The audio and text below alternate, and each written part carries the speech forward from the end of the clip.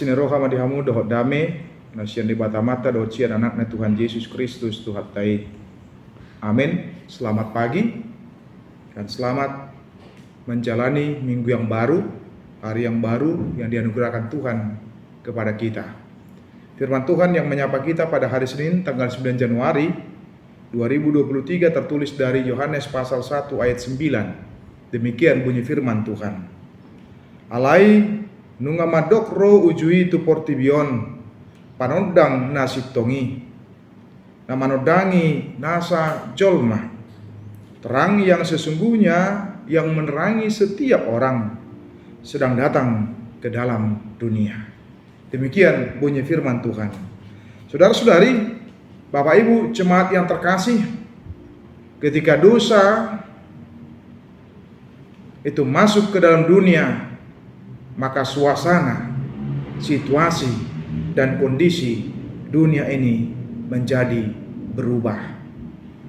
Di mana pikiran manusia, hati manusia lebih cenderung kepada kegelapan, melakukan kejahatan, melakukan yang buruk, melakukan yang tidak sesuai dengan apa yang dikehendaki oleh Tuhan. Bahkan kita bisa melihat bagaimana pengaruh dan dampak dosa itu begitu luar biasa dan hebatnya. Bahkan bisa merusak hubungan antara yang berkeluarga, kakak dengan adik, dan itu bisa terlihat melalui kehidupan Kain dan Habel. Dalam seluruh lini kehidupan manusia itu dirasuki dan dimasuki oleh kegelapan yang berasal dari iblis itu. Sehingga dengan demikian kita menyadari bahwa kita tidak akan bisa mampu menaklukkan, mengalahkan, menghancurkan kegelapan itu dengan kemampuan kita sendiri. Karena itulah penulis kitab Yohanes menyebutkan bahwa terang yang sejati itu telah datang, telah hadir ke tengah-tengah dunia ini. Hanya dengan melalui pertolongan terang yang sejati yang berasal dari Allah yang memampukan kita, menguatkan kita untuk boleh mengenali kegelapan yang dari tengah-tengah dunia ini yang ditawarkan dengan berbagai rupa dan dalam berbagai wujud dan bentuk. Mulai dari hal-hal yang menggiurkan, menyenangkan walaupun sifatnya hanya sementara, sehingga kita bisa mengatakan begitu hebat dan luar biasa kegelapan oleh karena dosa itu merusak semuanya di tengah-tengah dunia ini. Karena itu tidak ada yang bisa menaklukkan dan mengalahkan kegelapan itu selain daripada terang yang sejati yang berasal dari Allah, yaitu di dalam diri Tuhan Yesus Kristus. Karena itu dia berkata, akulah terang dunia dan tidak ada yang lain.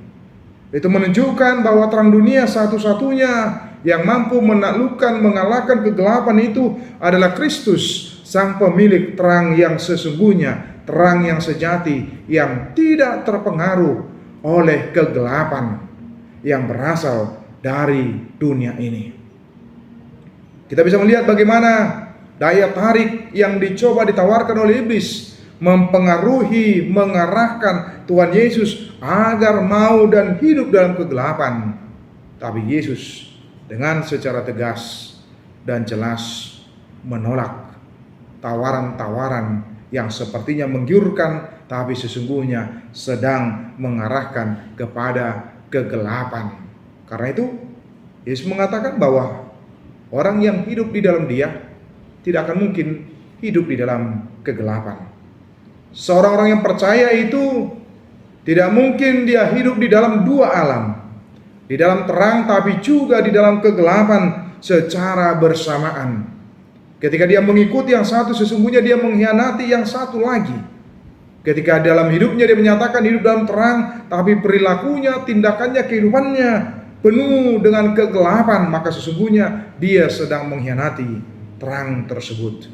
Karena itu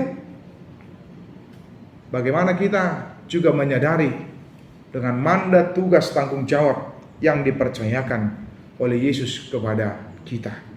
Suatu ketika Yesus mengatakan, kamulah terang dunia. Kita orang yang percaya, yang telah menerima terang yang sejati, yang dari Kristus itu, menolong kita, memampukan kita untuk boleh menjadi terang, bermanfaat, berguna bagi terhadap sesama kita.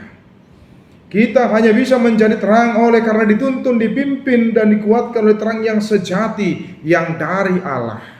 Karena itu kita patut mengevaluasi dalam kehidupan kita, apakah kita sudah sungguh-sungguh menjadi terang yang dari Allah itu dalam kehidupan kita sehari-hari, dengan memperlihatkannya, mempertunjukkannya kepada sesama kita, orang-orang yang ada di sekitar kita, keluarga kita, tempat kita bekerja, tempat kita menuntut ilmu, atau lingkungan kita, atau di mana kita tinggal. Kita mau diingatkan kembali panggilan yang mulia, panggilan yang luar biasa tersebut. Kamu adalah terang dunia. Bagaimana kita boleh menyikapi setiap kegelapan yang ditawarkan oleh dunia ini? Kita berani menyatakan tidak.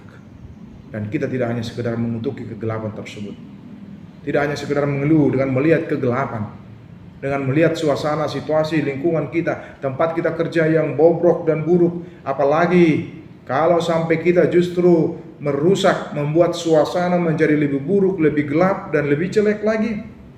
Karena itu hadirlah menjadi pembawa terang.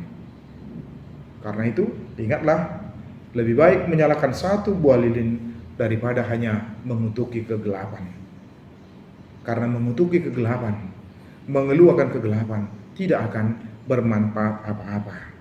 Justru akan membuat diri kita menjadi susah, karena kita tidak mampu untuk memberikan solusi, jalan keluar di dalamnya.